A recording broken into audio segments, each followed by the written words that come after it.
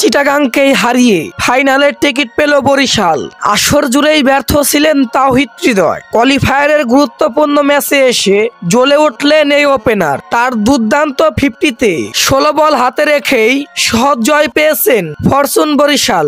9 উইকেটের জয়ে প্রথম দল হিসেবে ফাইনালে টিকিট পেয়েছেন ফরচুন বরিশাল। ফাইনালে তাদের প্রতিপক্ষ হবে দ্বিতীয় কোয়ালিফায়ারের জয়ী দলের সঙ্গে। মিরপুরে প্রথম কোয়ালিফায়ারে টস হেরে আগে ব্যাট করতে নেমে নির্ধারিত 20 ওভারে 9 উইকেট হারিয়ে 149 রান সংগ্রহ করেন চিটাগাং কিংস। দলের হয়ে সর্বোচ্চ 79 রান করেছেন শামীম হোসেন পাটোয়ারি। জবাবে খেলতে নেমে 17 ওভার 2 বলে 1 উইকেট হারিয়ে জয়ের বন্দরে পৌঁছে যায় ফরচুন বরিশাল। 150 রানের লক্ষ্যে খেলতে নেমে উড়ন্ত শুরু পায় বরিশাল। তামিম ইকবাল ও তাওহিদ হৃদয় মিলে উদ্বোধনীয় জুটির 55 রান তুলেন। তাদের এমন শুরুতেই জয়ের ভিড় পেয়ে যায় বরিশাল। 26 বলে 29 রান করে তামিম ফিরলে ভাঙে উদ্বোধনীয় জুটি।